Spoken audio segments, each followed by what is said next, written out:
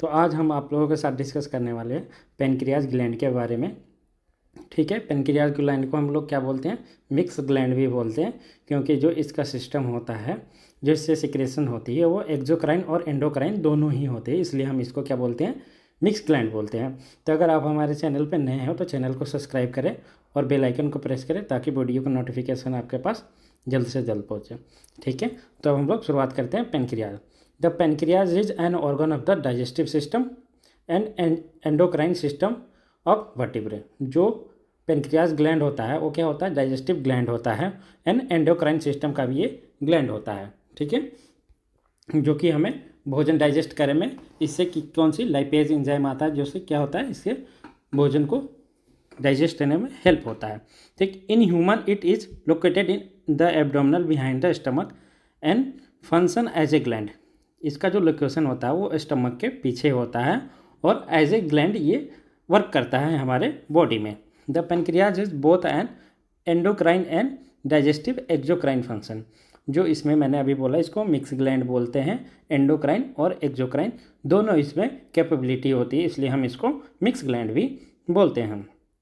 अब इसमें डायग्राम के मदद से मैं आपको समझाने की कोशिश किया हूँ, जो कि पेनक्रियाज जो होता है वो कितने पार्ट में डिवाइड किया गया है, 3 पार्ट में मेनली डिवाइड किया गया है, हेड, बॉडी और टेल। जो इसका ब्रॉड पार्ट होता है, राउंड पार्ट होता है, वो क्या होता है, हेड होता है, और जो बीच का मिडिल पार्ट होता है उसे हम बॉडी बोलते हैं, और टेल पॉइंट होता है जो कि स्प्लीन में जाके अटैच होता है, उसे हम क्या बोलते हैं, टेल बोलते हैं।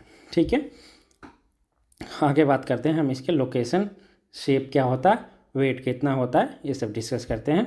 इसका लोकेशन होता है एपिगेस्ट्रियम में होता है, और ये लेफ्ट साइड में होता है, यानी कि लेफ्ट अपर क्वाड्रेंट में भी ये प्रेजेंट होता है।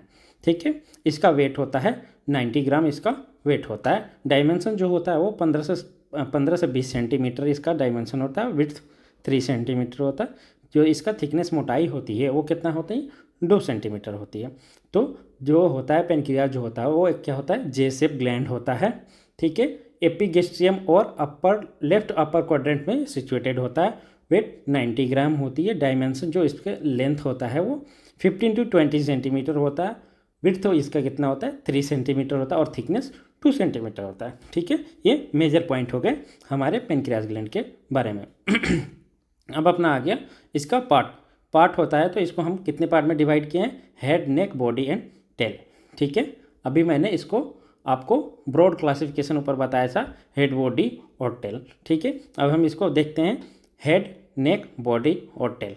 इस पर मैं डायग्राम के मदद से इसमें सब पे मेंशन किया हूँ कि कौन सा पार्ट हेड है, कौन सा पार्ट नेक है, और कौन सा बॉडी और कौन सा टेल है। ठीक है, तो हेड में क्या क्या होता है, head it is the in large part of the pancreas that lie with in the concavity of the duodenum. जो ड्यूडेनम होता है, ड्यूडेनम का जो सी पार्ट होता है उसमें क्या होता है, इसका हेड सिचुएटेड होता है।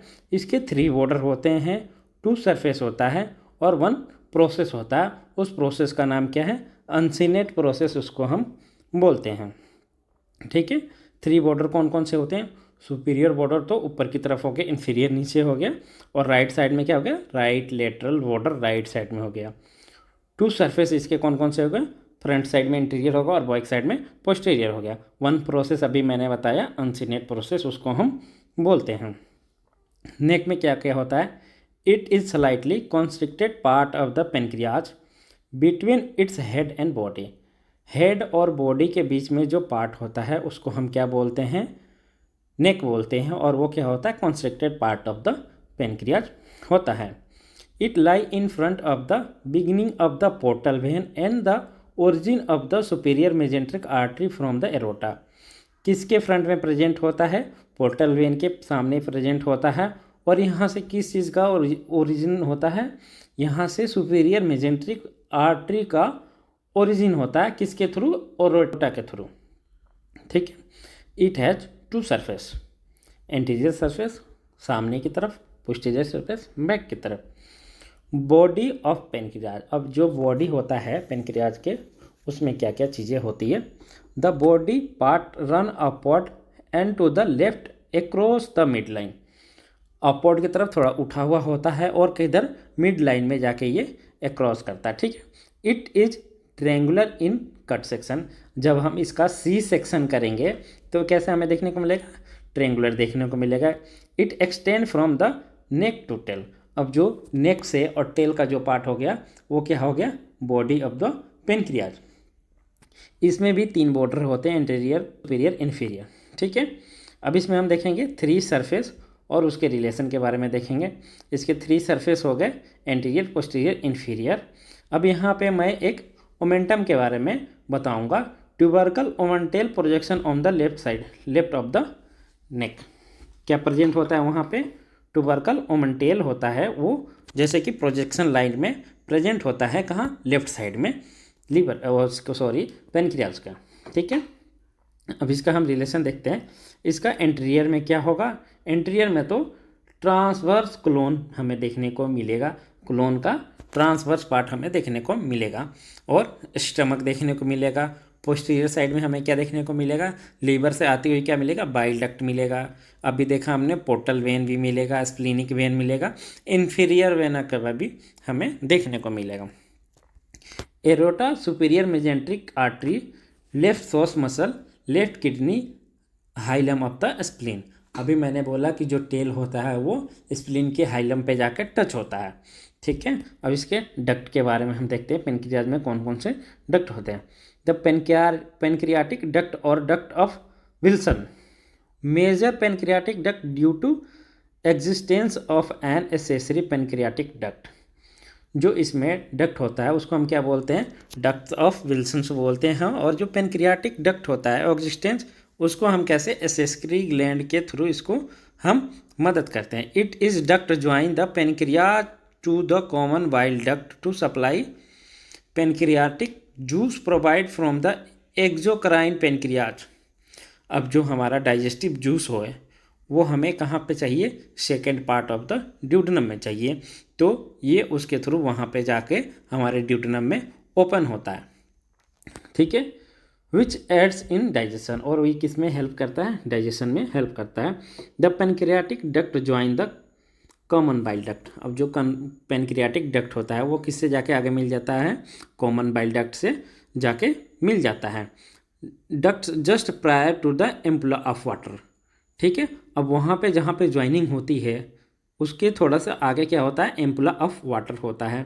ठीक है, दोनों के ज्वाइनिंग के थोड़ा सा आगे। ठीक है, after which both duct perforate the medial side of the second part of the duodenum. अब क्या करेगा, दोनों डक्ट्स मिल के और कहाँ जा रहे हैं, second part of the duodenum पे जा रहे हैं, at the major duodenal papilla. वहाँ पे क्या प्रेजेंट होता है, मेजर ड्यूडेनल पैपिलर प्रेजेंट होता है, और वहाँ पे हमारा बाइल जूस और पेनक्रियाटिक जूस दोनों जाएगा और वहाँ पे हमें डाइजेशन में हेल्प मिलेगा।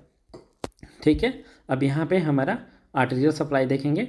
पेनक्रियाटिक आर्टरी मिलेगी हमें, जो कि किसकी होती है, ब्रांच ऑफ स्प्लेनिक आर्टरी होती है। ठीक है, सुपीरियर पेनक्रियाटो ड्यूडेनल आर्टरी देखने को मिलेगा सप्लाई में, इन्फीरियर पेनक्रियाटो ड्यूडेनल आर्टरी। तो ये हमें बहुत ही ईजी है याद करने के लिए। एक तो हमारा पेनक्रियाज हो गया, और साथ वाला रिलेशन वाला ऑर्गन किसका है, ड्यूडेनम है, जो कि सी शेप में हमारे पेनक्रियाज के हेड को कवर करता है। तो सुपीरियर पेनक्रियाटो ड्यूडेनल आर्टरी और इन्फीरियर पेनक्रियाटो ड्यूडेनल आर्टरी, ये तो 2 हो गया। और जो टेल है पेनक्रियाज का वो कहाँ जाके अटैच हो रहा, हाइलम ऑफ स्प्लीन।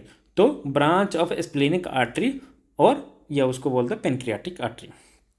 ठीक है, वेनस ड्रेनेज में हम देखेंगे स्प्लीनिक वेन जो होगा वो ड्रेन करेगी सुपीरियर पेनक्रियाटो ड्यूडेनल वेन। जैसे आर्टरी था वैसे ही वेन भी हो गया, सुपीरियर पेनक्रियाटो ड्यूडेनल वेन और इन्फीरियर पेनक्रियाटो ड्यूडेनल वेन। ये तो बहुत ही इजी है याद करने के लिए। अब हम देखते हैं अप्लाइड एनाटॉमी। अप्लाइड एनाटॉमी का मतलब ये होता है कि क्लिनिकल एनाटॉमी, या क्लिनिकल में हमें क्या देखने को मिलेगा। तो इसमें देखने को मिलेगा पेनक्रियाटाइटिस, यानी कि इन्फ्लामेशन ऑफ पेनक्रियाज।